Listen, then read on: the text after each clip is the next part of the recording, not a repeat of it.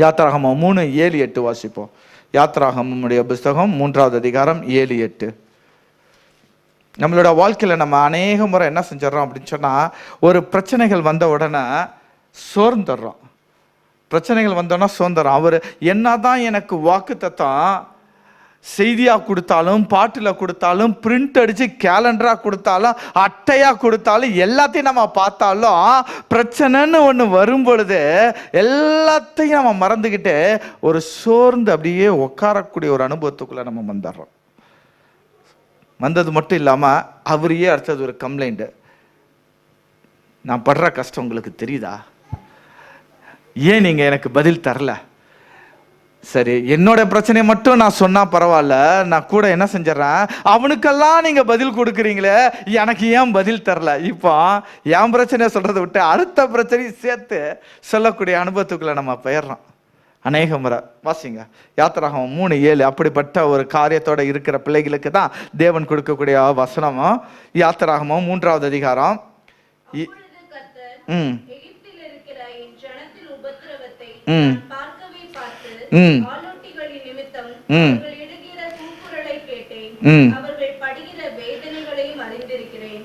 அவர்களை எகிப்தியரின் கைக்கு விடுதலையாக்கவும் அவர்களை அந்த தேசத்திலிருந்து நீக்கி கானானியரும் ஏத்தியரும் எமோரியரும் பெர்சியரும் ஏவியரும் எபூசியரும் இருக்கிற இடமாகிய பாலும் தேனும் ஓடுகிற நலமும் விசாலமுமான தேசத்தில் கொண்டு போய் சேர்க்கவும் இறங்கினேன்.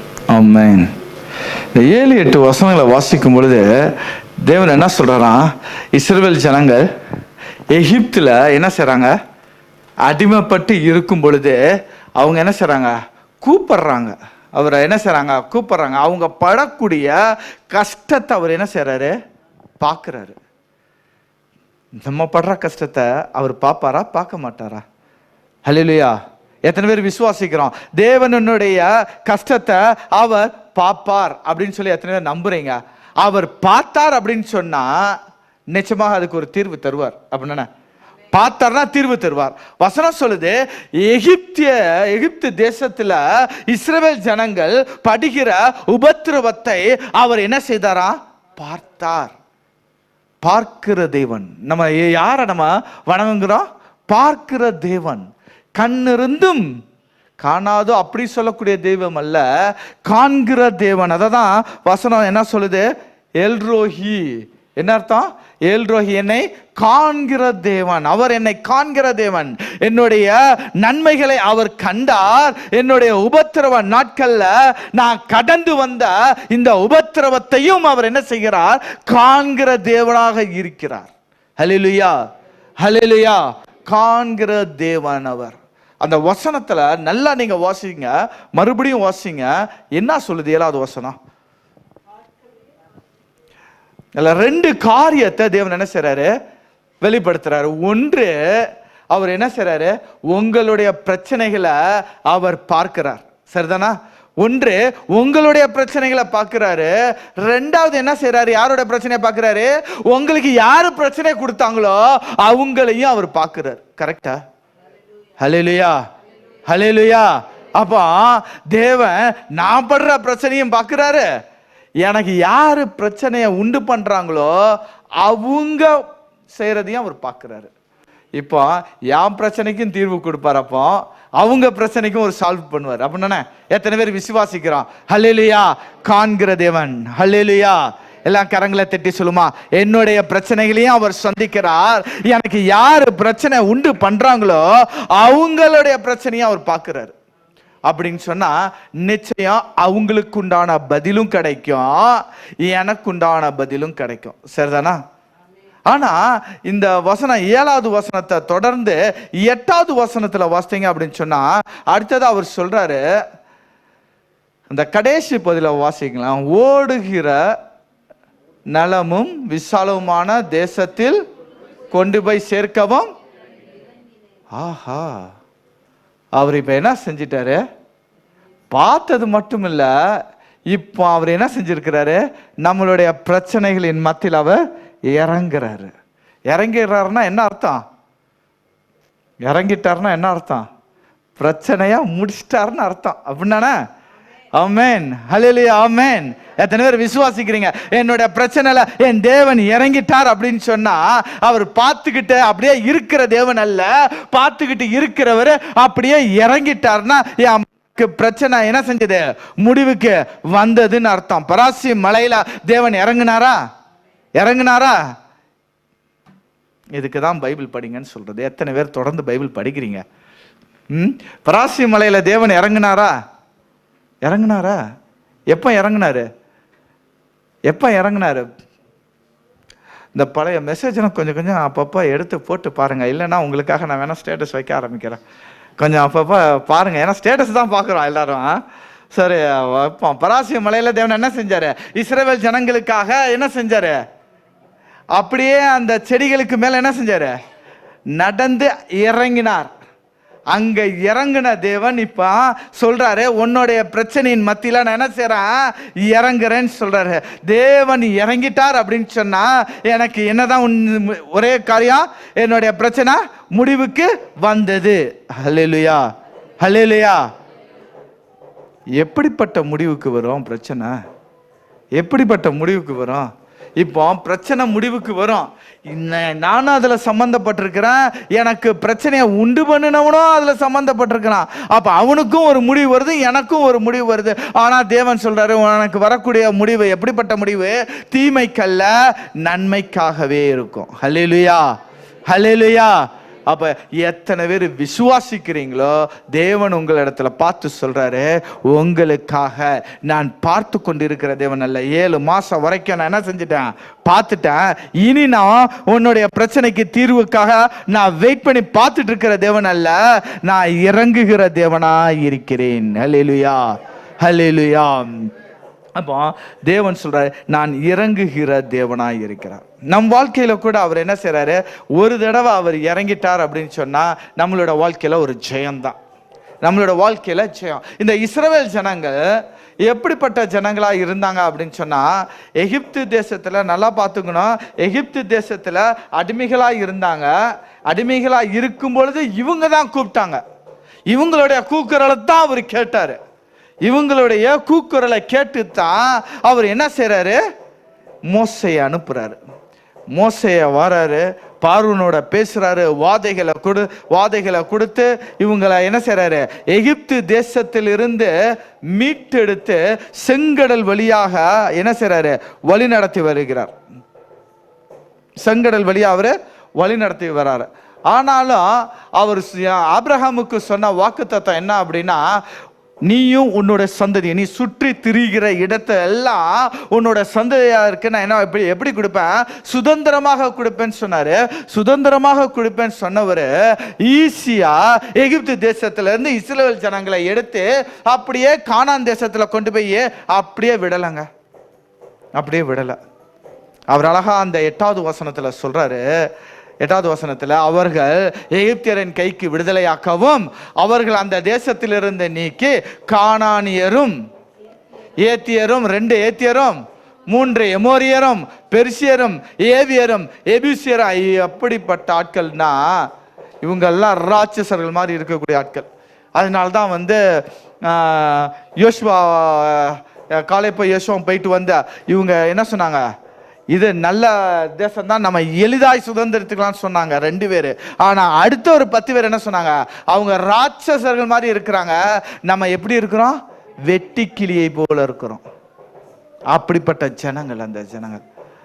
ஆனா தேவன் சொல்றாரு, அந்த ஜனங்கள்லாம் சொல்லிக்கிட்டு சொல்றாரு, இருக்கிற இடமாகிய பாலும் தேனும் ஓடுகிற நலமும் விசாலமான தேசத்துல கொண்டு போய் சேர்க்கவும் நான் இறங்கினேன். அப்படின்னா உங்களோட வாழ்க்கையில எல்லாத்தையும் நான் என்ன செஞ்சிட மாட்டேன்?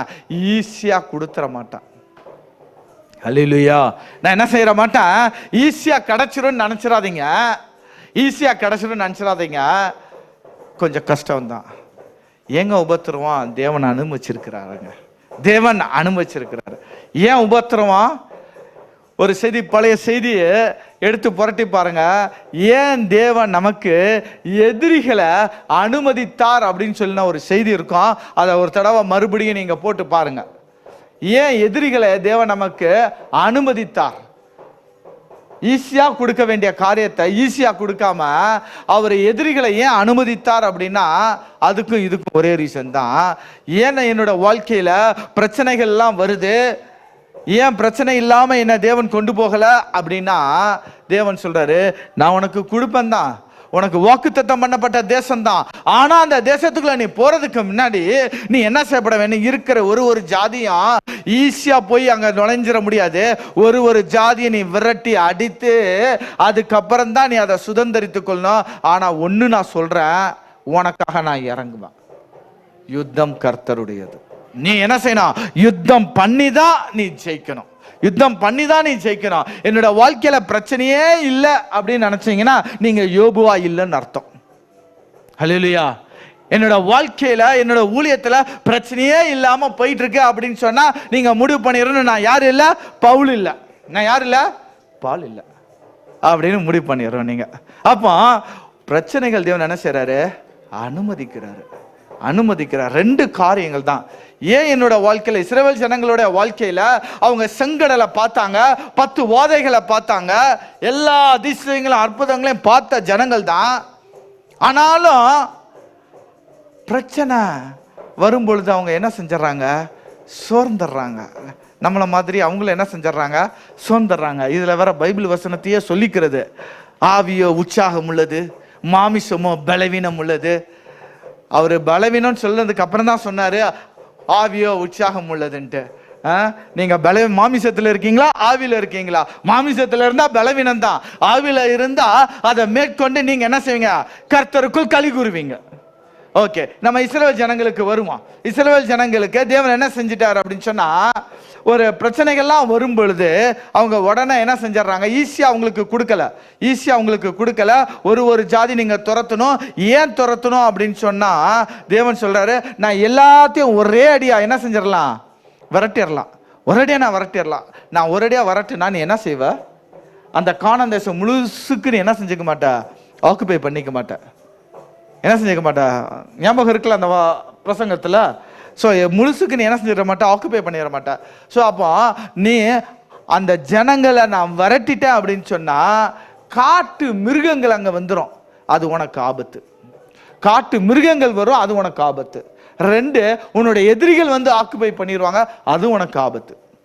அதனால நீ கொஞ்சம் கொஞ்சமா உள்ளாடி வர நான் என்ன செய்வேன், உன்னோட எதிரிய கொஞ்சம் கொஞ்சமா விரட்டுவேன். ஒரேடியா நான் விரட்ட மாட்டேன், கொஞ்சம் கொஞ்சமா தான் விரட்டுவேன்.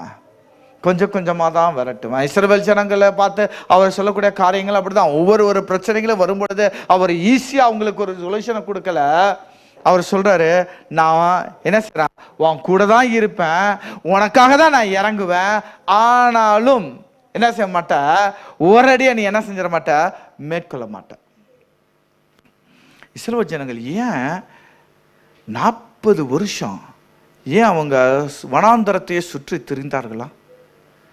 40 வருஷம் ஏன் வனாந்தரத்தையே சுற்றி திரிந்தாங்க? ஏன் வனாந்தரத்தை சுற்றி திரிந்தாங்க? அவங்களுடைய எண்ணம் என்ன ஆகுதுல, எகிப்தை விட்டு வரல. அவங்க எகிப்தை விட்டு அவங்க வெளியில வந்தாங்க. ஆனா அவங்களோட எண்ணம் எகிப்தை விட்டு என்ன செய்யப்படல, வரல. தண்ணி இல்ல, சாப்பாடு இல்ல. உடனே அவங்களுடைய நினைவு எங்க போச்சு, எகிப்துக்கு போச்சு. எகிப்துல போய் என்ன சொன்னாங்க வாசிங்க, யாத்திராகமம் 16:2-3.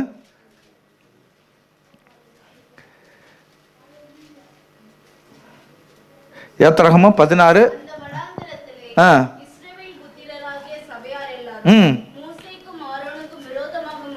முறுமுறுத்து நிறுத்துவோம். எங்க உட்கார்ந்து இருந்தாங்களா? இறைச்சி பாத்திரம். ரைட். அடுத்தது அப்பத்தை திருப்தியாய் சாப்பிட்ட. அப்பத்தை எப்படி சாப்பிட்டுருக்காங்க அப்படின்னா என்ன அர்த்தம்? நான் திருப்தியாக உட்காந்தேன், என் பக்கத்தில் ஃபுல்லாக இறைச்சி, சிக்கன் 65 எல்லாமே நான் வச்சு திருப்தியாக என்ன செஞ்சுருக்கேன், சாப்பிட்டேன்.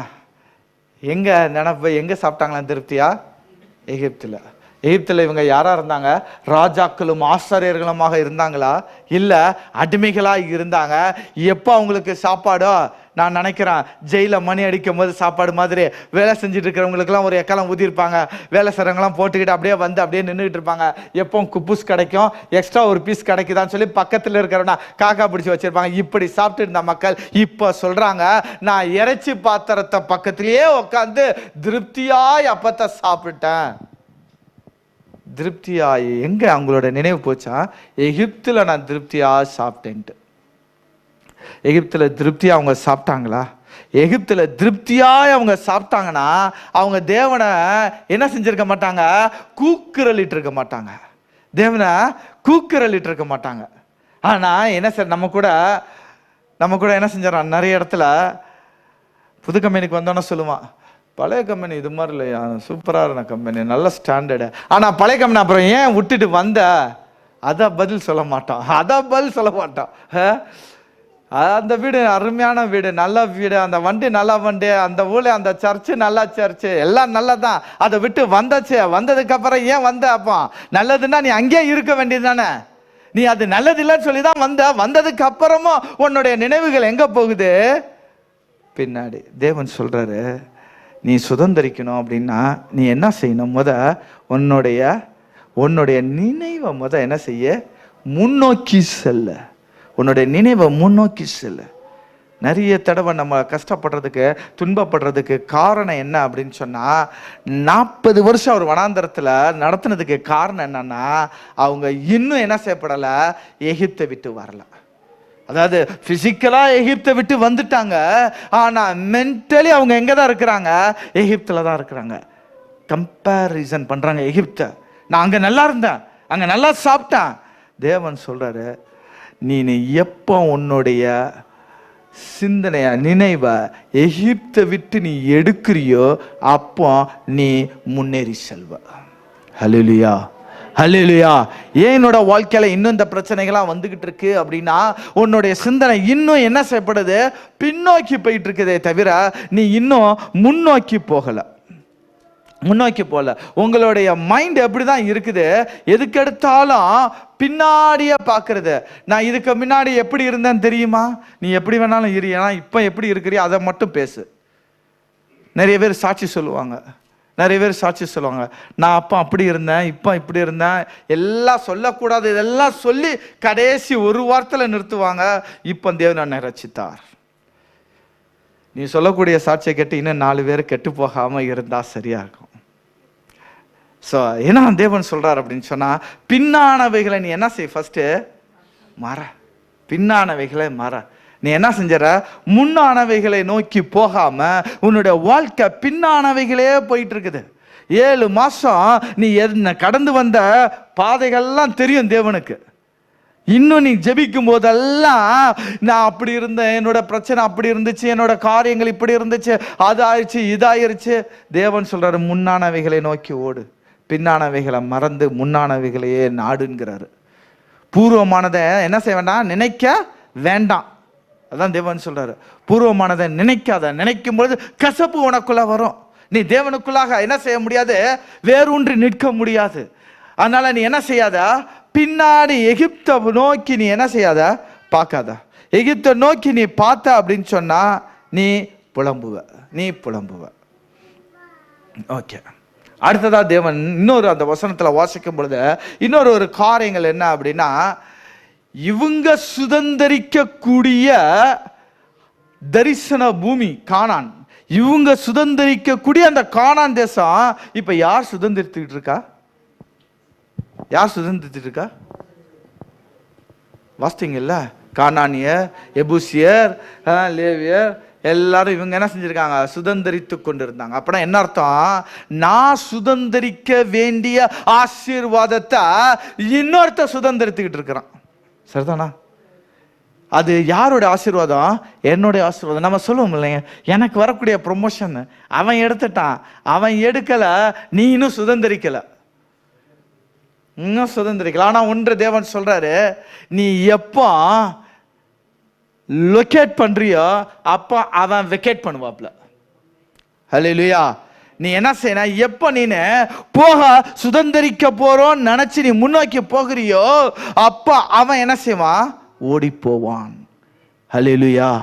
என்னுடைய ஆசீர்வாதங்களை நான் சுதந்திரிக்காததுக்கு காரணம் இன்னும் நான் பின்னாடியே போயிட்டு இருக்கிறேங்க, நான் முன்னாடி போகலை.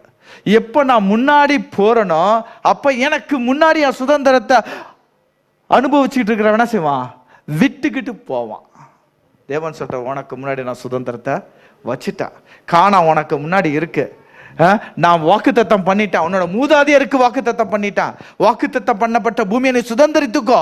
ஆனா இன்னும் நீ என்ன செய்ய மாட்டேங்கிற? ப்ரிப்பேர் ஆக மாட்டேங்கிற. நீங்க ப்ரிப்பேர் ஆக மாட்டேங்கிறீங்க. தேவன் ஆசீர்வாதம் தாமதம் படுது. அழகான பாட்டுகளை கூட இருந்தது. தாமதப்படுறதுன்னா ஒண்ணுதான் காரணம். ஒன்று, நான் இன்னும் ரெடி ஆகல. அவர் எனக்காக ஆயத்தப்படுத்தி வைத்திருக்கிற ஆசீர்வாதத்தை சுதந்திரிக்கிறதுக்கு நான் இன்னும் என்ன செய்யல? எலிஜிபிள் ஆகல. நான் இன்னும் எலிஜிபிள் ஆகல. ரெண்டு, நான் எலிஜிபிள் ஆகாதனால அவர் இன்னும் எனக்கு தரல. அதுதான் விஷயம்.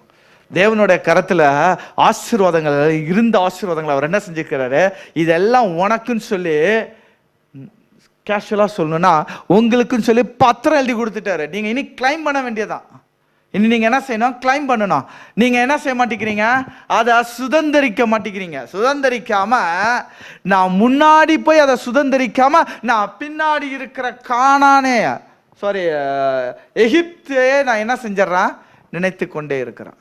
தேவன் சொல்றாரு, இனி நீ எகிப்தை நினைக்காத. இனி நீ எகிப்தை நினைக்க, உன் மைண்ட் செட் மாத்து. உன்னுடைய நினைவை நீ என்ன செய்ய? மாத்து. ஏன்னா நீ எகிப்தை நினைக்கிற வரைக்கும் நீ முன்னாடி போக மாட்ட. எகிப்தை நினைக்கிற வரைக்கும் முன்னாடி போக மாட்டேன். அவர் சொல்லிட்டாரு, நான் ஆபிரகாமுக்கு சொன்னேன், ஈசாக்குக்கு சொன்னேன், யாக்கோபுக்கு சொன்னேன், உன்னோட சந்ததியாருக்கு சொன்னதை நான் செய்து முடிக்கிற அளவுக்கு நான் உன்னோடு இருப்பேன். ஹல்லேலூயா. ஆனா நீ சுதந்திரிக்கணும். நீ என்ன செய்யக்கூடாது? பின்னோக்கி போகக்கூடாதுன்னு சொல்றார். ஹல்லேலூயா. இது வரைக்கும் 7 மாதம் வரைக்கும் அவர் நம்மளை என்ன செஞ்சாரு? நம்மளோடு கூட இருந்து வழி நடத்தி வந்தார். இது வரைக்கும் வழி நடத்தி வந்த தேவன் இனி வரக்கூடிய மாதங்களுக்கு உண்டான ஆசீர்வாதத்தையும் சொல்லிய வாக்கு தத்தத்தின் ஆசீர்வாதத்தையும் அங்கே தான் வைத்திருக்கிறார். நம்ம என்ன செய்யப்படணும்? முன்னோக்கி முன் சிந்தையோடு நம்ம செல்லணும். இன்னும் பின் சிந்தையோடு நம்ம இருக்கக்கூடாது. நம்ம நார்மலாக இந்த கோயிலெல்லாம் பார்த்துருப்பீங்க, யானை இருக்கும். இந்த யானையை போட்டு, யானை கெட்டி போட்டிருப்பாங்களா? கெட்டி போட்டிருப்பாங்களா? ஓகே. கெட்டி போடாத யானையை பார்த்துருக்கீங்களா? எத்தனை பேர் பார்த்துருக்கீங்க? கெட்டியே போட்டிருக்க மாட்டாங்க. யானை அப்படி தான் படுத்திருக்கேன். அதுக்கு மேலே ஒரு சங்கிலியை மட்டும்தான் வச்சுருப்பான். ஆனால் அந்த யானைக்கு என்ன நினப்புனா, நம்மளை கெட்டி போட்டிருக்காங்கன்னு நினப்பு. அந்த யானைக்கு கெட்டி போட்டிருக்காங்கன்னு நினப்பு. அதனால் அந்த யானை அப்படியே தான் இருக்கும், ஓடாது, எதுவும் பண்ணாது. ஏன்னா அதோடைய நினப்பு எப்படி இருக்குது? நம்மளை கெட்டி போட்டிருக்காங்க, நம்மளால் எதுவும் பண்ண முடியாது அப்படின்ட்டு. இன்றைக்கும் நம்மளுடைய நினப்பு அப்படி தான் இருக்குது. நம்மளோட நினப்பு அப்படி தான் இருக்குது. தேவன் சொல்கிறாரு, நான் உன்னை சுதந்திரமாக உன்னோட ஆசீர்வாதத்தை சுதந்திரிக்கும்படியாக தான் நான் உன்னை ஏற்படுத்தினேன், நான் உன்னோடு கூட இருக்கிறேன்னு சொன்னார். ஆனால் நம்ம என்ன நினச்சிட்றோம்? இது என்னால் முடியாது, இது எனக்கு இல்லை அப்படின்னு சொல்லிக்கிட்டு நம்ம நிறைய தடவை என்ன செஞ்சிடறோம்? புலம்பிக்கொண்டே இருக்க ஆரம்பிக்கிறோம். இல்லை சோமே, இது கஷ்டம்தான், இது நடக்குமா? அவிவிசுவாச வார்த்தை, இது நடக்குமா?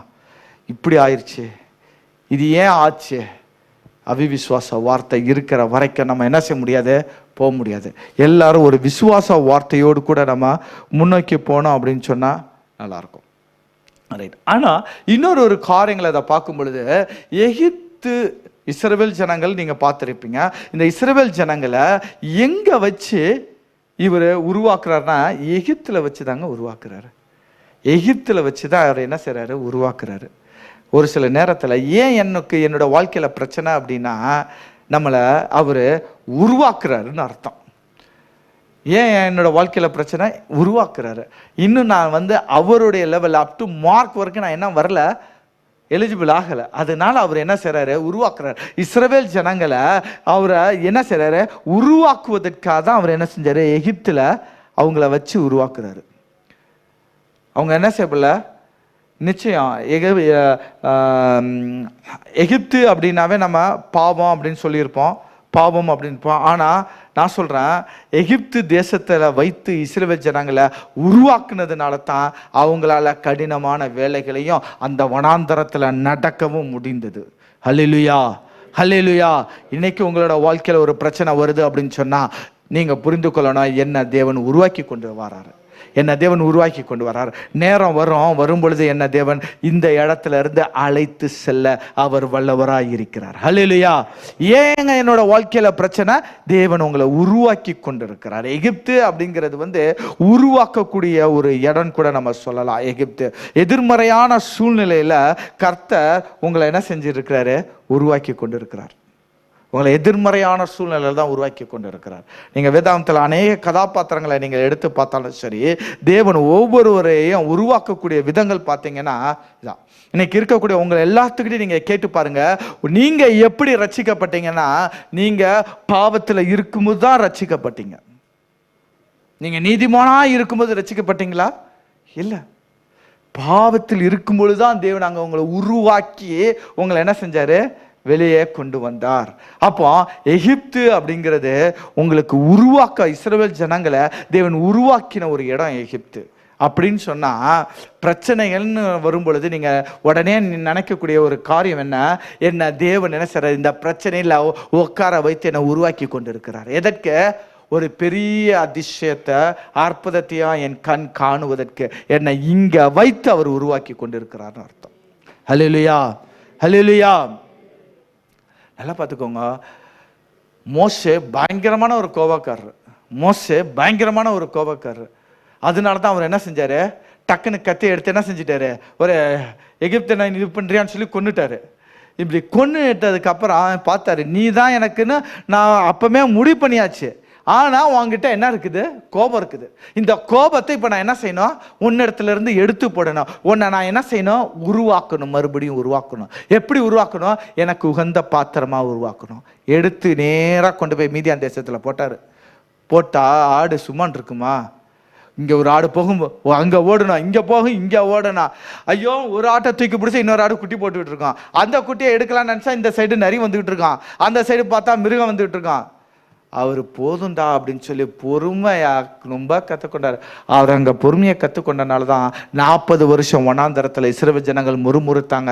இவரை முறுமுறுத்து இவரை என்ன பண்ணாலும் கொலை செய்ய கூட வந்த சமயத்தில் அவர் பொறுமையாக தேவனோட சமூகத்தில் போய் நின்று, சுவாமி என்ன வேணாலும் எதா பண்ணுங்க, இந்த ஜனத்தை விடுங்க, அவங்க அறியாமல் செய்கிறாங்கன்னாரு. ஹல்லேலூயா. அப்போ தேவன் உருவாக்குகிற விதம் வித்தியாசமாக இருக்கும். நமக்கு தெரியாது. ஏன் எனக்கு இந்த சூழ்நிலை? மோசே நினச்சிருப்பாரா, ஏன் சுவாமி நான் அரண்மனையில் இருந்தேன், என்னை ஏன் இங்கே கொண்டு வந்து இந்த ஆடை மேய்க்க விட்டீங்க அப்படின்னு சொல்லி அவர் நான் ஆடை மேய்க்க மாட்டேன் அப்படின்னு சொன்னார்னா அவர் சொல்லியிருப்பாரு, நீ ஆடு மேய்க்கலன்னா என் ஜனத்தை மேய்க்கிறதுக்கு நான் உன்னை வைக்க மாட்டேன்னு சொல்லியிருப்பாரு. இன்னைக்கு உங்களுக்கு ஒரு பிரச்சனைகளை தேவன் கொடுக்குறாரு அப்படின்னா அந்த பிரச்சனைகளை உங்களை உருவாக்குறாரு. எதற்கு? இந்த எக்ஸ்பீரியன்ஸ் தான் உங்களுக்கு எங்கேயோ உங்களை கொண்டு போகுது. நான் இந்த எக்ஸ்பீரியன்ஸை நான் எடுத்துக்க மாட்டேன் அப்படின்னு சொன்னீங்கன்னா அந்த பெரிய ஆசீர்வாதத்தை நீங்கள் இழந்துட்டீங்கன்னு அர்த்தம். ஹல்லேலூயா. அப்போ உங்களோட வாழ்க்கையில் வரக்கூடிய ஒவ்வொரு பிரச்சனையும் நீங்கள் முடிவு பண்ணணும்னா ஏதோ ஒரு பெரிய ஆசீர்வாதத்திற்காக என் தேவன் என்னை உருவாக்கி கொண்டு இருக்கிறார். ஹல்லேலூயா. ஒருவேளை உருவாக்கக்கூடிய நாட்கள் வேற வித்தியாசப்படலாம். எனக்கு கீழே நிறைய ஆப்ரேட்டர்ஸ்லாம் இருந்தாங்க. ஒரு சில ஆப்ரேட்டர்ஸ் 1 மாதத்துலேயே கற்றுக்குவாங்க, ஒரு சில ஆப்ரேட்டர்ஸ் 3 நாளே கற்றுக்குவாங்க. ஸோ உருவாக்கக்கூடிய நாட்கள் நமக்கு வித்தியாசமாக இருக்கலாம். உங்களை உருவாக்குறதுக்கு தேவன் அநேக நாட்கள் எடுத்திருக்கலாம், இன்னொரு ஆளை உருவாக்குறதுக்கு தேவன் குறுகிய நாட்கள் எடுத்திருக்கலாம். அது நீங்கள் உங்களோட இன்ட்ரெஸ்ட். அப்போ இந்த பிரச்சனைகளை எப்படி நீங்கள் பார்க்குறீங்க? நீங்கள் 10 பேரை போல பார்க்குறீங்களா, இல்லை 2 பேரை போல பார்க்குறீங்களா? உங்களுடைய தரிசனம் எப்படி இருக்குதோ அதை பொறுத்து உங்களுடைய பிரச்சனை சால்வ் ஆகும். ஹல்லேலூயா, ஹல்லேலூயா. இந்த உலகத்தான் சொல்றான், பாசிட்டிவா நீ யோசி, உன்னை சுற்றி பாசிட்டிவ் வைப்பு வரும்ன்ட்டு. தேவன் இதைத்தான் அன்னைக்கே சொன்னாரு, நீனு விசுவாசத்தோடு காரியத்தை அறிக்கையிடு, அது உனக்கு நன்மையாய் முடியும்ட்டு. ஹல்லேலூயா. நம்ம பைபிள் சொன்னா கேட்க மாட்டான், இன்ஸ்டா சொன்னா கேட்டாடுறான். எல்லாம் பாசிட்டிவ் வைப்ஸ் எல்லாம் இது என்ன செஞ்சிருக்கோம். தேவனுடைய விசுவாச அறிக்கையில் நீங்கள் வளரும் பொழுது நிச்சயமாக உங்களுக்கு என்ன செய்யும்? காரியம் நன்மையாக முடியும். இஸ்ரவேல் ஜனங்களுக்கு அவர் சொன்னார், நான் தருவேன்னு சொன்னது அவர் கடைசியில் அவர் என்ன செய்தார்?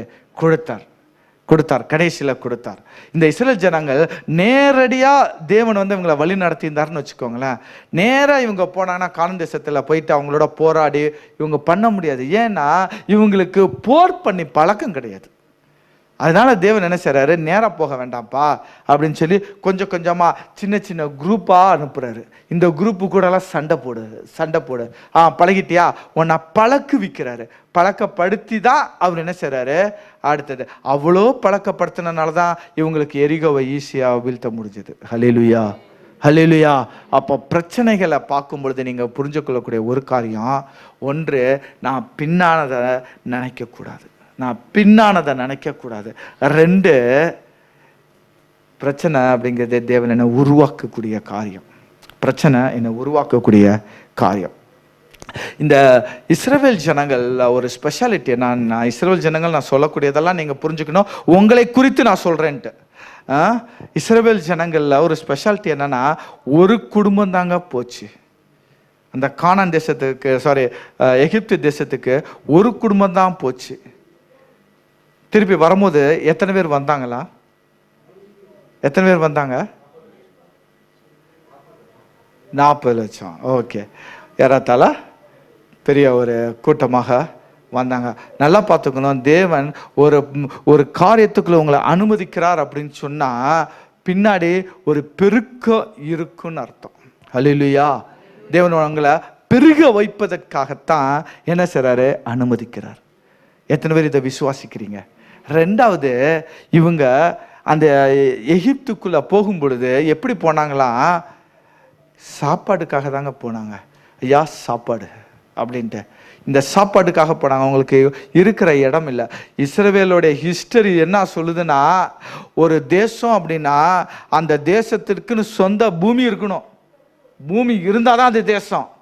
நமக்கு இந்தியா தேசம் அப்படின்னு நம்ம சொல்கிறோன்னா, நமக்கு இந்தியாவுக்குன்னு ஒரு தேசம், சொந்த தேசம் இருக்கு. ஆனால் இஸ்ரவேல் தேசத்திற்கு மட்டும்தான் அந்நிய தேசத்தில் ஒருத்தனா கொண்டு போய் அந்நிய தேசத்தில் வச்சு அங்கே ஒரு தேசத்தை உருவாக்க வச்சாருங்க தேவன். ஹல்லேலூயா.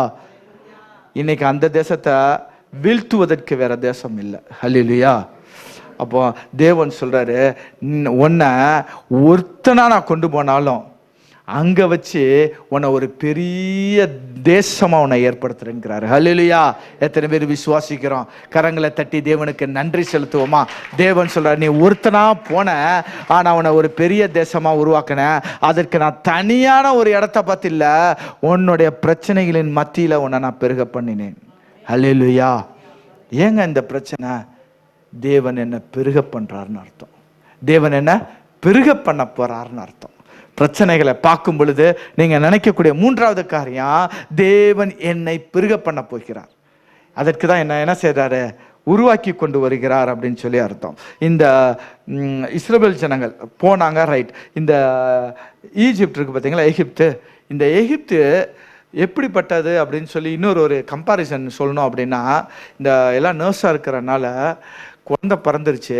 ஒருவேளை அந்த குழந்தை எல்லா நர்ஸும் கவனிக்கிறீங்கல்ல, ஒருவேளை அந்த குழந்தை கொஞ்சம் ப்ரீ மெச்சூர்டாக பிறந்துருச்சுன்னு வச்சுக்கோங்க. இந்த எனக்கும் சரியாக தெரியாது, அந்த குழந்தைய கொண்டு போய் இன்குபேட்டரில் வைப்பாங்க. என்னுடைய குழந்தைய வச்சுருந்தாங்க, அதனால சொல்கிறேன். இன்குபேட்டரில் வைப்பாங்க. ஏன் இன்குபேட்டரில் வைக்கிறாங்க? ஒரு கேர் கொடுக்குறாங்கல்ல, சரியான வளர்ச்சி வர்ற வரைக்கும் அதை என்ன செய்கிறாங்க, இன்குபேட்டரில் வைக்கிறாங்க. அந்த இன்குபேட்டரில் வச்சு அதுக்கு போதிய என்வரான்மெண்டெல்லாம் கொடுத்து அதை என்ன செய்கிறாங்க, அது நல்லா ஒரு வளர்ச்சி வந்ததுக்கப்புறம் எடுத்து தாயோட கரத்தில் கொடுக்குறாங்க.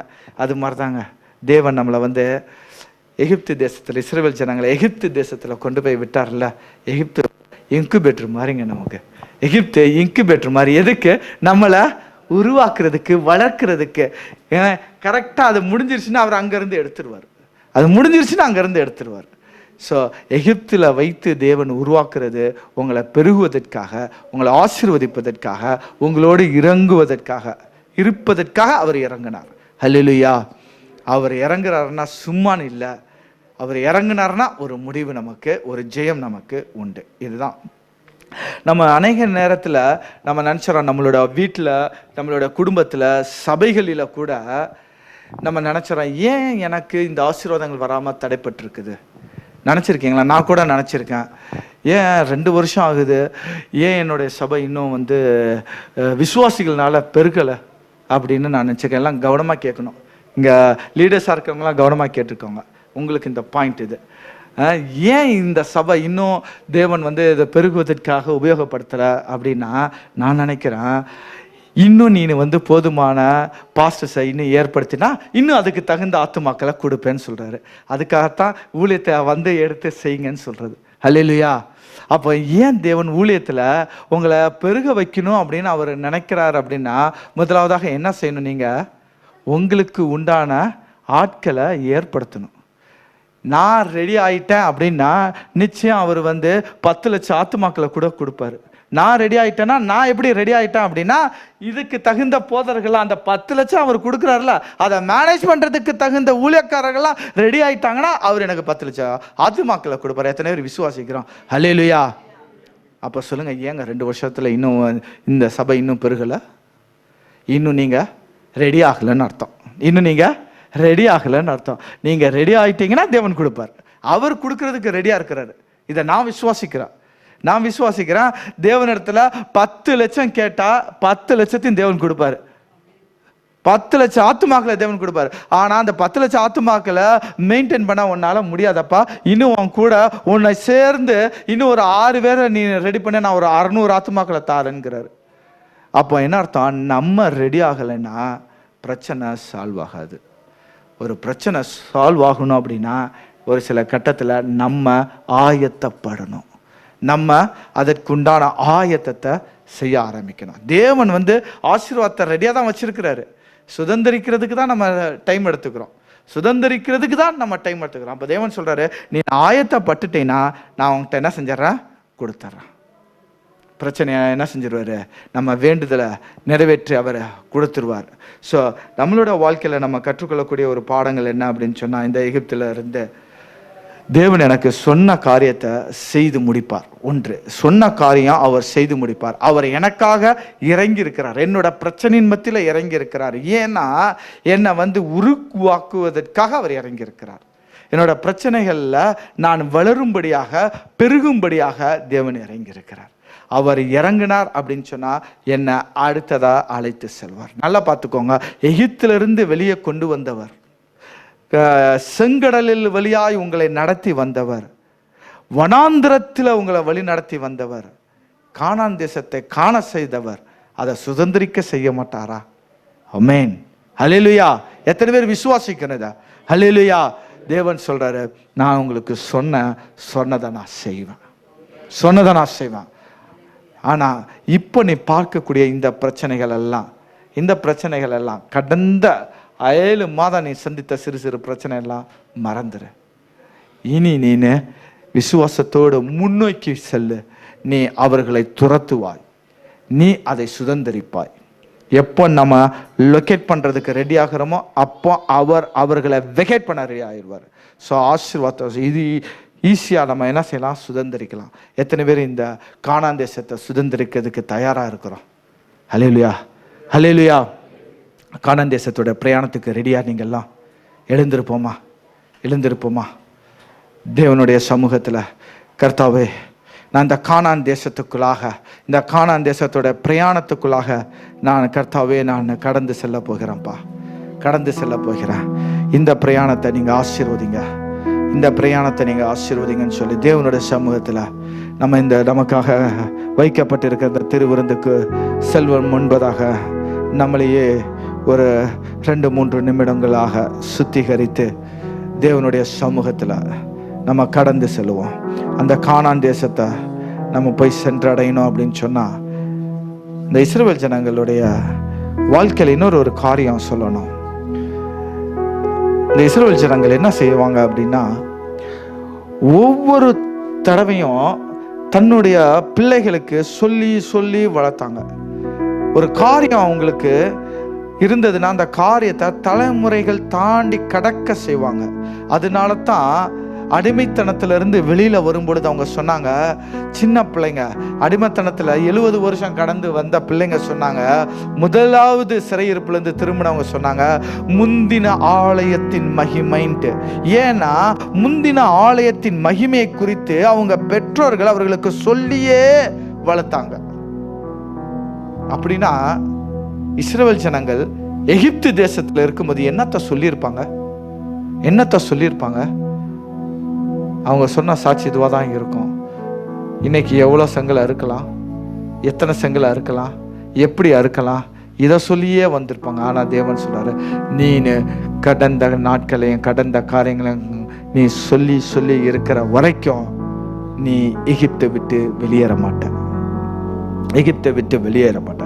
அதற்கு மாறாக தேவனுடைய நோக்கி கூப்பிடு அப்படின்னு சொல்லி அவங்க சொன்னதும், தேவனுடைய காரியத்தை குறித்தும் பேசுனதுனால தான் அவங்களுடைய சத்தம் தேவனுடைய சமூகத்தில் எட்டினது. அவங்க எகிப்தை விட்டு விடுதலை ஆனார்கள். ஹல்லேலூயா. இன்றைக்கு எகிப்தை விட்டு நம்ம விடுதலை ஆகணும் அப்படின்னு சொன்னா, தேவனுடைய சமூகத்தில் எல்லாரும் வாய்களை திறந்து, நான் என்னுடைய சிந்தனையை, என்னுடைய எண்ணங்களை நான் பின்னோக்கி பார்க்காதபடிக்கு நான் முன்னோக்கி பார்க்க வேண்டும் அப்பா அப்படின்னு சொல்லுவோமா? நான் பின்னோக்கி பார்க்க கூடாது. கானான் தேசத்தை சுதந்திரிக்க போறக்கூடிய விசுவாச பிள்ளைகளுடைய எண்ணத்துல இருக்கக்கூடியது ஒன்றுதான், பின்னோக்கிய நான் பின்னாடி திரும்பி பார்க்க போறதல்ல. என் இயேசு எனக்கு முன்பதாக இருக்கிறார். எனக்கு வைக்கப்பட்ட ஆசீர்வாதங்கள் எனக்கு முன்பதாக இருக்கிறது. அந்த ஆசீர்வாதத்திற்கு நேராக நான் கடந்து செல்ல மாட்டோம். அந்த ஆசீர்வாதத்தை சுதந்திரிப்பதற்கு தடை என்னவோ அந்த தடையை தேவன் நீக்கி போடுவான்கிற ஒரு விசுவாசத்தோடு கூட தேவனுடைய சமூகத்துல வாய்களை திறந்து நம்ம அறிக்கையிடும். நம்மளுடைய சூழ்நிலைகளை நம்ம பார்க்க போறதில்லை. இன்னைக்கு நம்மளோட சூழ்நிலைகளை நம்ம பார்க்க போறதில்ல. என்னோட சூழ்நிலைகள் எப்படி வேணாலும் இருக்கட்டும், என்ன கடினமா கீழே தள்ளக்கூடிய சூழ்நிலையா இருக்கட்டும், அவமானப்படுத்தக்கூடிய சூழ்நிலையா இருக்கட்டும், எந்த சூழ்நிலையா இருந்தாலும் என் தேவன் எனக்கு முன் வைக்கப்பட்ட அந்த ஆசீர்வாதம் மட்டுமே என்னுடைய கண்களுக்கு தெரிய வேண்டாம். கர்த்தாவே, என்னுடைய கண்களை நீங்க தொடுங்கப்பா, என்னுடைய கண்களை தொடுங்க. இந்த தரிசன பூமியை கர்த்தாவே நாங்கள் சென்று அடைய வேண்டும்ப்பா. எங்களுக்கு முன்பதாக வைக்கப்பட்டிருக்கிற எங்களுடைய வாக்குத்தத்தத்தை நிறைவேற வேண்டும் அப்பா. எங்களுக்கு முன்பதாக வைக்கப்பட்டிருக்கிற ஆசீர்வாதத்தை நாங்கள் சுதந்திரிக்க வேண்டும்ப்பா. எனக்கு தரிசன கண்களை தாங்கப்பான்னு சொல்லி தேவனுடைய சமூகத்தில் ஒரு தரிசன கண்களை காயிட்டு அதற்காக நம்ம செபிப்போம். செங்கடலை கடந்தோம், வனாந்திரத்தில் கடந்தோம். எங்களுடைய மனம் எப்பொழுது புதிதாக்கப்பட்டதோ அப்ப நாங்க மறுரூபமாக்கப்படுகிறோம் ராஜா. நாங்க எப்ப மறுரூபமாக்கப்படுகிறோமோ அப்ப எங்களுக்குள்ளாக ஒரு எழுப்புதலை நீர் உண்டு பண்ணுகிறீர் ராஜா. அந்த எழுப்புதல் உம்முடைய பரம கானான் வருவதற்கு அது ஏதுவாக இருக்கும். எங்களுடைய வாழ்க்கையிலையும் கடந்த சரித்திரங்கள் அல்ல, கடந்த சரித்திரத்தை நாங்கள் திருப்பி பார்க்கிறவர்கள் அல்ல, ஒரு புதிய சரித்திரத்தை எங்களுக்காக நீர் எழுதி வைத்திருக்கிறீரே, அதை நாங்கள் சுதந்திரிக்கும்படியாக கர்த்தாவே உம்முடைய சமூகத்தை நாங்கள் கடந்து வந்திருக்கிறோம் ராஜா. வசனம் சொல்கிறது, எலும்பு எலும்பு சீயோனே உன் வல்லமையை தரித்துக்கொள் என்று சொல்லி இருக்குது. இன்னும் நான் கர்த்தாவே, இன்னும் நான் முடங்கி கிடக்கக்கூடிய கர்த்தாவே, நான் வெட்டுக்கிளி அல்ல கர்த்தாவே, வசனம் சொல்கிற பிரகாரமாக வெட்டுக்கிளி அல்ல கர்த்தாவே. நாங்கள் உம்முடைய கர்த்தாவே புத்திர சுவிகாரம் அப்பா, நாங்கள் ஆளும்படியாக சுதந்திரிக்கும்படியாக கர்த்தாவே நாங்கள் பிறக்கப்பட்ட உம்முடைய குமாரர் குமாரத்தி என்று நாங்கள் விசுவாசிக்கிறார் ராஜா. நாங்கள் அடிமைகள் அல்ல, எங்களுக்கு முன்பாக வைக்கப்பட்டிருக்க கானானை சுதந்திரிக்கக்கூடிய அந்த கானானை கர்த்தாவை நாங்கள் ஆளக்கூடியவர்கள் அப்பா. எங்களுடைய வாழ்க்கையில இருக்கக்கூடிய பழைய எகிப்தின் மைண்ட் செட்டை எங்களிடத்துல இருந்து எடுத்து போடுங்கப்பா. அந்த எகிப்தின் நினைவுகள் எல்லாம் எடுத்து போடுங்க கர்த்தாவே. இனி எகிப்து நினைவுகள் எங்களுக்கு வழி நடத்த வேண்டாம்னு சொல்லி வாயில திறந்து நம்ம கேட்போமா? நீ அழைக்கப்பட்டவங்க, நம்ம அழைக்கப்பட்டவர்கள், தேவனுக்காக அழைக்கப்பட்டவர்கள், அழைக்கப்பட்ட நாம், தெரிந்து கொள்ளப்பட்ட நாம் அவருடைய சமூகத்துல ராஜாக்கள் ஆசிரியரமாய் இருக்கிறோம். தேவன் இஸ்ரவேல் ஜனங்களை அலைந்து திரிகிற ஜனங்களாக வைத்தாலும் கடைசியில் அவர் சொல்லுகிறார், நீ அலைந்து திரிந்த காலம் முடிந்தது, இனி நீ ஆசீர்வாதத்தை சுதந்திரிக்கக்கூடிய காலம் வந்தது. வனாந்தரம் உன்னுடைய வாழ்க்கையில ஒரு முடிவை கொண்டு வந்தது. வனாந்தரம் கானான் ஒரு செழிப்பை என்னோட வாழ்க்கையில கொண்டு வருகிறது. தேவனுடைய சமூகத்துல கர்த்தாவே, வனாந்திரத்துல வைத்து நீர் என்ன ட்ரெயின் பண்ணினீங்களே, வனாந்திரத்துல கஷ்டத்தின் மத்தியில நீர் எங்களுடைய புதிய ஒரு அனுபவத்தை கொடுத்து எங்களை நீர் தேற்றினீரே, அதற்காக நன்றின்னு சொல்லுவோமா? தேவனுடைய சமூகத்துல அதற்காக நம்ம நன்றி சொல்லுவோம். எகிப்துல வைத்து எங்களை உருவாக்கினமைக்காக நாங்கள் நன்றி செலுத்துகிறோம் ராஜா. நன்றி செலுத்துகிறோம். நீர் எங்களுக்காக இறங்கி வந்தீர் என்று வசனம் சொல்கிறது. எங்களுக்காக நீர் இறங்கி வந்தீர் என்று சொன்னால் கர்த்தாவே, நீர் எங்களோடு இருந்து செய்யக்கூடிய காரியம் பெரியது என்று சொல்லி நாங்கள் பார்க்கிறோமே. கர்த்தாவே, அப்படிப்பட்ட மகத்துவமான காரியங்களை எங்களோட வாழ்க்கையில நீ செய்யும்படியாக இறங்கி வந்திருக்கிறீரே, அதற்காக நன்றின்னு சொல்லி வாய்களை திறந்து நம்ம ஜெபிப்போமா? தேவன் சொல்கிறார், நான் உன்னை வெட்கப்பட விடுவதில்லை என்கிறாரு. நான் உன்னை வெட்கப்பட விடுவதில்லை என்கிறாரு. நீ தோல்வியை சந்திப்பதில்லை. எங்களுக்காக ஆயத்தப்படுத்தி வைத்திருக்கிற ஆசீர்வாதத்தை சுதந்திரிக்கும்படியாக நாங்கள் இருக்கிறோம்ப்பா. சுதந்திரிக்கும்படியாக இருக்கிறோம். கர்த்தாவே, நாங்கள் விசுவாசிக்கிறவர் இன்னார் என்று நாங்கள் அறிவோம் ராஜா. நாங்கள் விசுவாசிக்கிறவர் எங்களுடைய விசுவாசத்தை துவக்குகிறவரும் அதை முடிக்கிறவருமாக இருக்கிறீரப்பா. கர்த்தாவே, நாங்கள் விசுவாசிக்கிறவர் கர்த்தாவே, எங்களுக்கு சொன்ன வார்த்தைகளை நிறைவேற்றும் வரைக்கும் எங்களோடு கூட இருக்கிறவர் என்று சொல்லி நாங்கள் பார்க்கிறோமே. கர்த்தாவே, நாங்கள் ஆராதனை வேளையில தானித்தது போல நீர் ஒரு மனுபுத்திரன் அல்ல. ஒரு விசை சொல்லிய காரியத்தை இரண்டாம் விசை பார்த்து திருத்துகிறவர் அல்ல. கர்த்தர் சொன்னதை செய்யாதிருப்பாரோ? கர்த்தாவே, நீர் சொல்லீர், நீர் மனுபுத்திரன் அல்ல, நீர் தெய்வம் அப்பா. நீர் எங்களை உண்டாக்கினவர் ஐயா. நீர் எங்களை வாழ்க்கையில நீர் கொடுத்த அந்த வாக்குத்தத்தம் தாமதம் ஆனாலும் அது நன்மையாகவே எங்களுக்கு முடியும் என்று சொல்லி நாங்கள் விசுவாசிக்கிறோம் ராஜா. நாங்கள் விசுவாசிக்கிறோம். எங்களோட வாழ்க்கையில எளிதாய் நாங்கள் சுதந்திரிக்கக்கூடிய ஆசீர்வாதங்கள் தடைபட்டு இருக்கிறது. கர்த்தாவே, நாங்கள் யோசுவாவுக்கு சொன்னது போல கர்த்தாவே, எளிதாய் அந்த ஆசீர்வாதங்களை நாங்கள் சுதந்திரிக்கும்படியாக எங்களை நீங்க பலப்படுத்துங்கப்பா. எங்களோட வாழ்க்கையில கர்த்தாவே, ஒரு ப்ரோக்ரெசிவான ஒரு வாழ்க்கை, எங்களுடைய ரெவலேஷன்ல, எங்களோட வெளிப்பாடுகள்ல கர்த்தாவே, ஒரு ப்ராசஸ், ஒரு ப்ரோக்ரெசிவ் இருக்கும்படியாக நீர் கிருபை செய்யுங்க ராஜா. நீர் கிருபை செய்யுங்க ராஜா. உம்மால் கூடாத காரியம் ஒன்றுமல்ல. கர்த்தாவே, எங்களை முற்றும் முடியுமாக உம்முடைய சமூகத்தில் நாங்கள் ஒப்பு கொடுக்கிறோம். நீர் சொன்னது செய்யும் அளவு எங்களோடு கூட இருக்கமைக்காக நன்றி செலுத்துகிறோம் ராஜா. தொடர்ந்து ஆசீர்வதிங்க. எங்களுக்காக பெரிய காரியங்களை செய்ய போகிறமைக்காக நாங்கள் நன்றி செலுத்துகிறோம். விசுவாசத்தோடு கூட நாங்கள் சந்திக்கக்கூடிய ஒவ்வொரு பிரச்சனைகளையும் என் தேவன் நன்மைக்காகவே எனக்கு தந்தார் என்று நாங்கள் அறிக்கையிடும்படியாக நீர் எங்களை பலப்படுத்துங்கப்பா. ஆசீர்வதிங்க, வழி நடத்துங்க, பொறுப்பேற்றுக் கொள்ளுங்க. அன்பரே, ஜெபிக்கிறோம் நல்ல தகப்பனே.